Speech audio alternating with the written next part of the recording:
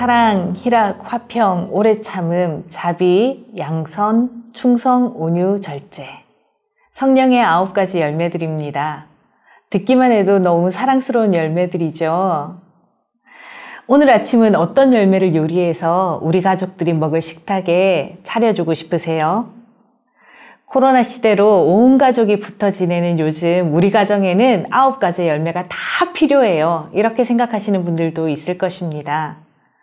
그럼 이렇게 필요한 9가지 열매를 어디서 구할 수 있을까요? 아쉽게도 마트 진열대에서는 찾아볼 수도 없고 새벽 배송으로도 주문할 수 없는 것들이 바로 성령의 열매들입니다. 그렇다면 어떻게 이렇게 사랑스러운 열매들을 구할 수 있을까요? 과일이나 열매는 성장의 결과물입니다. 씨를 뿌리고 뿌리를 내리고 줄기가 자라고 가지를 뻗고 햇빛과 비를 맞고 농부의 수고가 더해질 때 얻을 수 있는 것이 바로 과일이고 열매입니다. 성령의 열매도 똑같습니다. 성령의 열매도 하나님과의 관계에 깊이 뿌리 내리고 자라고 성장하여 얻을 수 있는 삶의 결과물들입니다. 성령의 열매는 착하게 살려고 결심하거나 노력해서는 결코 얻을 수 없는 것들입니다. 요한복음 15장 5절을 보면 나는 포도나무요 너희는 가지니 그가 내 안에 내가 그 안에 거하면 사람이 열매를 많이 맺나니 이렇게 말씀하고 있습니다. 성령의 열매는 성령님이 내 안에 내가 성령님 안에 거하면 성령의 열매를 맺을 수 있습니다. 성령의 열매는 착함에 관한 문제가 아닙니다. 성령의 열매는 성령님과의 관계의 문제입니다. 성령님께 붙어있는 가지는 자연스럽게 성령의 열매를 맺게 되어 있습니다. 성령의 열매는 하나님께 꼭 붙어있는 우리 안에서 하나님이 일하시는 증거가 됩니다. 날마다 예수님과의 관계에 깊이 뿌리를 내리면 그 관계로 인해서 예수님의 성품들이 우리 안에서 열매로 맺어지게 되는 것입니다. 오늘의 주제는 사랑입니다. 성령의 열매 가운데 가장 먼저 나오는 것이 바로 사랑입니다. 이 9가지 열매 중에서 사랑이 가장 쉬워 보이죠. 우리 남편과 우리 아내를 처음 만났을 때 기억하세요? 노력하지 않아도 첫 데이트를 할 때 와, 사랑 때문에 내 심장이 터져버리겠다. 이렇게 느껴보신 적이 있을 것입니다. 그러면 세상에서 가장 연약해 보이는 우리 첫 아기를 안았을 때 기억나세요? 온 우주의 사랑을 내 안에 다 가져다가 부어놓은 것 같은 그런 모성애와 부성애를 느껴보셨을 것입니다. 그런데 지금은 어떻습니까?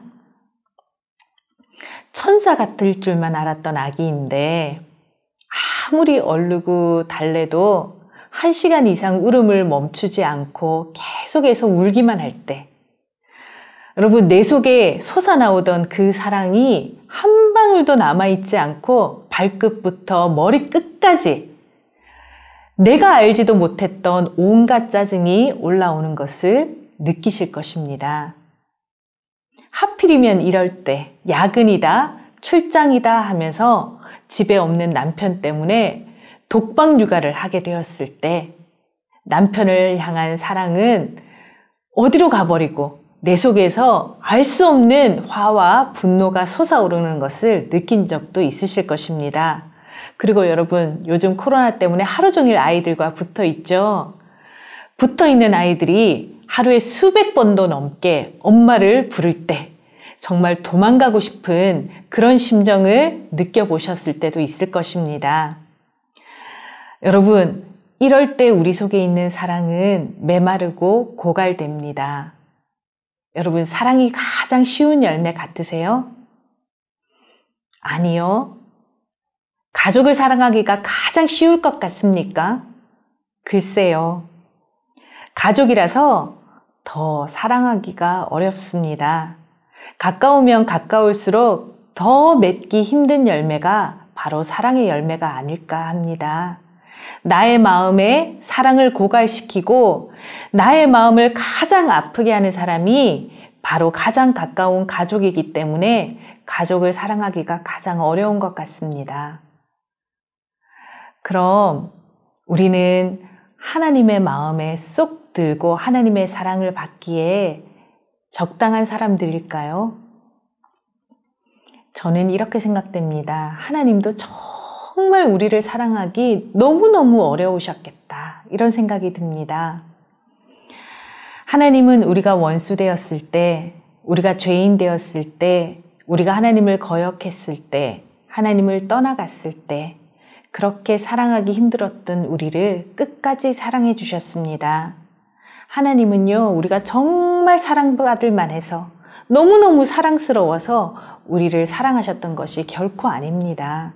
하나님은 우리가 죄인이었고 원수였고 배신자였고 불순종할 때도 우리를 사랑하기로 선택하셨습니다.